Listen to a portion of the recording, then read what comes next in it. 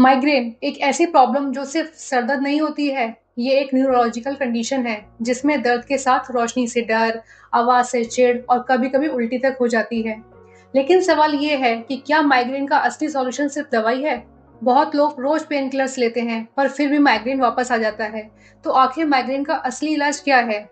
इस वीडियो में हम समझेंगे माइग्रेन होता क्यों है, कौन सी दवाएं काम करती हैं, क्या आयुर्वेदिक और नेचुरल तरीके भी इफेक्टिव हो सकते हैं और कैसे लाइफस्टाइल चेंजेस माइग्रेन को कंट्रोल में ला सकता है। चलिए समझते हैं माइग्रेन क्या है। माइग्रेन एक न्यूरोलॉजिकल डिसऑर्डर है, मतलब दिमाग के अंदर नर्व्स और ब्लड वेसल्स के एबनॉर्मल बिहेवियर से होता है।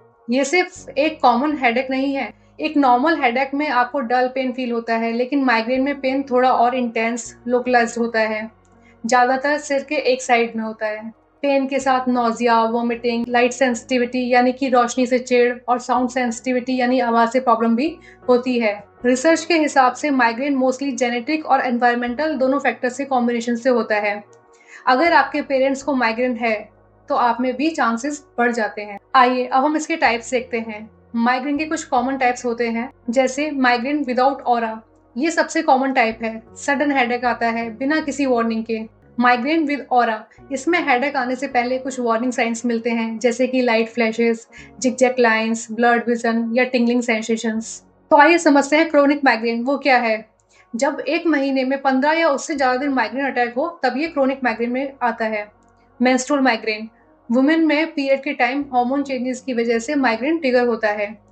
वेस्टिबुलर माइग्रेन, जिसमें बैलेंस और डिजीनेस के सिम्टम्स प्रोमिनेंट होते हैं। अब हम इसके सिम्टम्स जानते हैं। हर किसी में माइग्रेन के सिम्टम्स अलग अलग हो सकते हैं, लेकिन कुछ कॉमन साइंस हमेशा रहते हैं।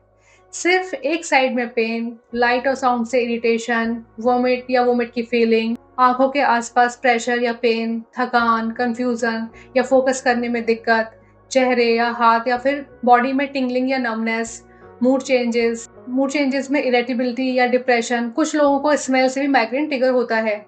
ये सिम्टम्स 4 घंटे से लेकर 72 घंटे तक रह सकते हैं और हर एपिसोड के बाद रिकवरी फेज आता है, जिसमें थकान, डलनेस महसूस होती है।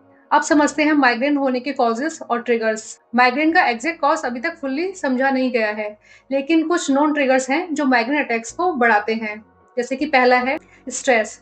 स्ट्रेस सबसे बड़ा फैक्टर है। दिमाग के केमिकल्स जैसे कि सेरोटोनिन और डोपामिन के इम्बैलेंस से माइग्रेन ट्रिगर होता है। दूसरा है हार्मोनल चेंजेस। वुमेन में एस्ट्रोजन के लेवल की फ्लक्चुएशन से माइग्रेन कॉमन है। थर्ड है फूड ट्रिगर्स। चॉकलेट, चीज, प्रोसेस्ड फूड्स, कैफीन और एमएसजी वाले फूड से माइग्रेन हो सकता है। फोर्थ है स्लीप डिस्टर्बेंस। ज्यादा या कम सोना दोनों ही ट्रिगर बन सकता है। फिफ्थ है ब्राइट लाइट या लाइट साउंड्स। Six, dehydration. पानी की कमी से ब्रेन के ब्लड वेसल्स श्रिंक हो जाते हैं और माइग्रेन ट्रिगर हो जाता है। सेवेंथ है वेदर चेंजेस। बैरोमीट्रिक प्रेशर के चेंजेस से भी कुछ लोगों में माइग्रेन एक्टिवेट हो जाता है। फिर है eighth one, missing meals. Blood sugar कम होने पर भी माइग्रेन ट्रिगर होता है। अब हम जानेंगे इसके एलोपैथिक, आयुर्वेदिक और होम रेमेडीज के बारे में। तो उसके लिए मिलते हैं नेक्स्ट पार्ट में। तब तक सेफ रहिए, हेल्दी रहिए।